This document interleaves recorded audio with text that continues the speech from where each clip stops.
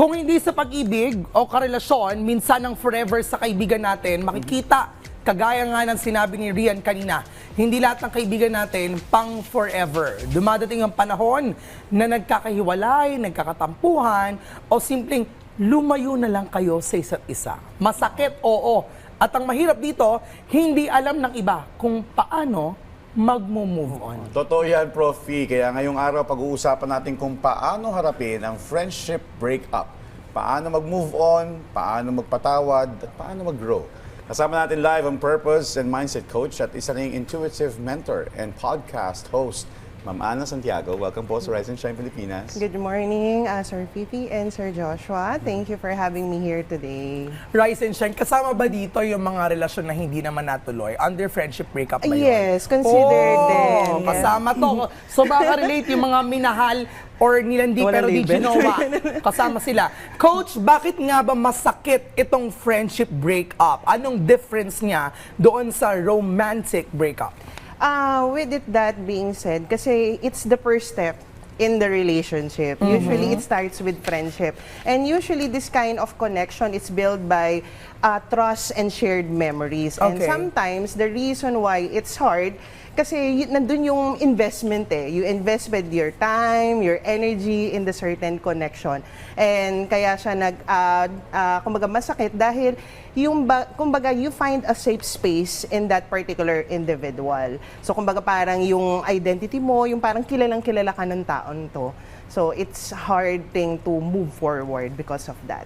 Since mahirap nga, Ana, na mag-move on, ano yung healthy ways para i-process yung emotions after falling out with a friend? Mas maganda if you can talk it out with other persons, like a friend, a trusted friend, such as a life coach din. At mas maganda na ipaprocess mo siya, wag mo siyang iba-bypass. Kasi may tendency tayo na, okay, tapos na, nangyari na, move forward. Thank you, next yung nangyayari. Parang compartmentalize, Yes, parang gano'n. escapism yung nangyayari. So instead of escaping the fact that nangyari yun, you had to really feel the emotion. Kung gusto mo iiyak mo siya, i-release mo siya, rather than suppressing it. Ang kaibigan kasi para yung psychologist na walang bayad. Pag ikaw ay may problema sa buhay, sa partner, sa iyong trabaho, yan ang kakausapin mo, friend, may problema ako. Tapos biglang hindi kayo nag-usap. Paano yan? Lagi kayo nagkikita sa trabaho or sa school. Pwede naman siya na you act civil. Like, kumbaga parang kung ano lang yung dapat pag-usapan. Kasi syempre kung professionally your workmates, hindi mo may iwasan na magkita kayo, you act civil. So kung ano lang yung meant na pag-usapan, yun lang. Bakit act civil? Bakit hindi i-rekindle ang relationship? Kumbaga parang it takes time. Huwag mo siyang Okay. madaliin. Kasi kumbaga, kung fresh pa yung wound, pag lalo mo siyang inaano, it would be more mai-infect. Parang ganun siya. Okay, ano lang inisip ko kasi dito, okay, may wound pa time or whatsoever. Hindi ba kapag hindi kayo nag-usap, mas lalong napapalalim yung bigat ng pakiramdam niyo sa isa't isa? Kasi I think it's a matter of talking as well. Kahit sabi ako, pasensya na, minsan ang feeling ko pag may time, baka mas lalong lumalalim, doon may mas establish yung lumalayo. civil. Pero kapag nag-usap tayo agad at na-clear natin, maging prangka, maging ready, Confrontation. baka mas hindi natin mailagay yung sarili natin sa bangin at pwede pa tayo makabangon.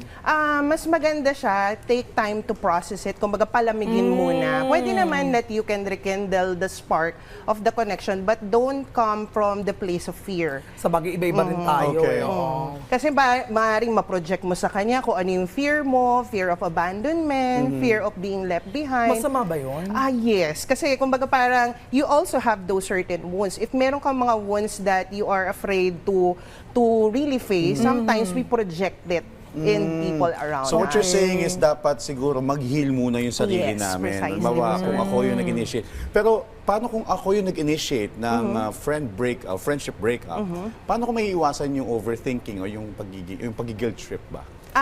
Siguro yun nga, give your time enough space and also compassion. Show compassion to yourself kasi sometimes the reason why we have that overthinking tendency, we feel bad for ourselves. We tend to put the burden on ourselves na kumbaga parang sinisisi natin yung sarili natin. You don't put the blame on anyone and also with yourself. Be kind to yourself. Ayun. O given na halimbawa na bigyan ng oras, tapos you guys act civil, when is the perfect time na pwede na kayo mag-usap ulit? Mas maganda that you are not coming out of fear, kumbaga desperation to Okay. rekindle the connection. Kasi the more na, kumbaga push and pull, pag pinipilit mo, the more na magiging iwas, avoidant yung Okay. other party. Mas maganda that you are coming out of the place of reconciliation at peace ka. Na you are not needing the, kumbaga parang to validate na, kumbaga parang natama ka, na kumbaga parang na okay ka. So it's more on not seeking that external validation from Ano the yung situation. signs? Ano yung signs na pwede maramdaman ko na I'm good, I'm at Pwede peace ko na siya na, kausapin? pwede na kayo mag-usap. Do I wait for those signs or do I just let it happen? Let it happen naturally. Ayun. Kasi the more that you're waiting, madidisappoint ka lang, kailan, paano ko gagawin, how should I do that? Okay. You tend to be overanalyzing that, lalo ka lang din mapapressure. You're pressuring yourself na kailangan magawa ko to right there and right now. So give it time, have patience. Pero kasi may mga friendship pa din na kahit na, alam mo yon, may closure, sorry, yung kahit hindi na nila gustong magkausap talaga or walang closure at all. As if like parang, okay, hindi na tayo mag-uusap, wala na talaga. Paano yun? To Kasi tell ibang you klaseng honestly, friendship, kumbaga parang there are things that should be left unsaid. Yes. Yes. May mga ganun kasi. Oo. Based on my experience, kasi I also have that kind of situation, minsan, kumbaga silence, kumbaga it's the closure that itself. Mabigat Okay. yun, Mabigat. yung silence. Oo. Kasi minsan na naghahanap ka ng closure, matidisappoint ka lang. Kasi the mere fact na yung silence na tell it all na wala nang kailangan i-close. Kasi sometimes, then yung breakup ng friendship, hindi naman lahat ng friendship ay masakit yung breakup. Though yes, it can be hard, Okay. pero depende on the investment. Nakakagaan din. Nakakagaan Baka din naman, siya, Kasi yes. toxic na. Pero yung mga ganong breakup na silent breakup, may chance ba na maibalik yung? Kasi nga, there's nothing to close eh. So minsan may mga magkakaibigan na bigla na lang hindi nagpansinan. Pwede may close, pero ayaw lang mag-close. Yun. Pwede naman, siguro in time, if you're ready, kumbaga parang, kasi syempre, may times baka hindi mo maiwasan na magkita kayo. So, kunyari, in a certain gathering, a certain, kumbaga parang, hi, hello, simple, take it slow. Kumbaga, don't rush into things na kailangan magkaroon na ulit ng rekindlement of the spark the way that you were before. Syempre, it would take some time. So mahalaga pa rin talaga, lalo na kung ka-workmate mo yung kaibigan mo, yung pagiging civil. Yes.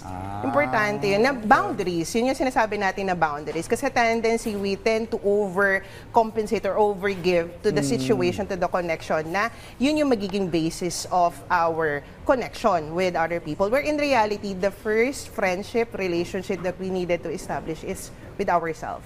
Eh, paano yun? May mga sekreto kami pinag-usapan. Paano yan? Ano, bunyaga na ba? Paano yung- Or babalik natin friendship kasi may sinabi sa kanyang sekreto, hindi pwede malaman ng iba. Ayun. So, yun yung nagiging mahirap dyan. Yung mga secrets that are told. So, hindi na in the magbibigay ng sekreto sa susunod na friendship, ha? Ganun Siguro, ba? it's more on that. Learn from their lesson. Talaga? Ay, Learn parang hindi from ko it. kaya yun. Parang for me, chat even history. personal, friend ko yun eh. Yung mga chat history, mga sinenda pictures, ganyan. Sana yung friend na mahanap natin, yung kahit di na kayo nag-uusap, kung mayroon kayo na pag-usapan mga personal secrets, It stays inyo lang. closed doors, gano'n. Kasi it might be like a domino effect na pag kinalat mo yon, yung taong to, wala nang investment of trust sa mga susunod niyang kaibigan. Yes. Naku, mahirap yun. Ako, kasi maaga ko nawala ng magulang. So, naging pamilya ko mga kaibigan Friends. ko. That's why I make sure mga friends ko, kahit ilang taon na kami, intact pa rin kami. I think it's really important that we invest in our friends. Yes. Kasi yan yung mga tao na hindi ka iiwan eh. Ayan. Si Joshua, ewan ko, iiwan mo ba ako? Hindi naman. Ay, ikaw naman. Ay, naku, haraso. Alright, well, mga ka-RSP, letting go is the kindest thing you can do for yourself and for the friendship that once was. matutong magpatawad. Maraming salamat po sa inyong oras. Muli nakasama natin si Coach Ana Santiago. Maraming salamat po, Coach Thank Ana. you. Thank you so much. Thank you so Social much. media accounts. You may follow me on all my social media accounts at Soul Align Coach Ana, which is in Instagram and TikTok. And on Facebook, I have official Ana Santiago. And another account will be Artificial Soul Tribe PH, which is a tarot reading services platform. Thank you so much.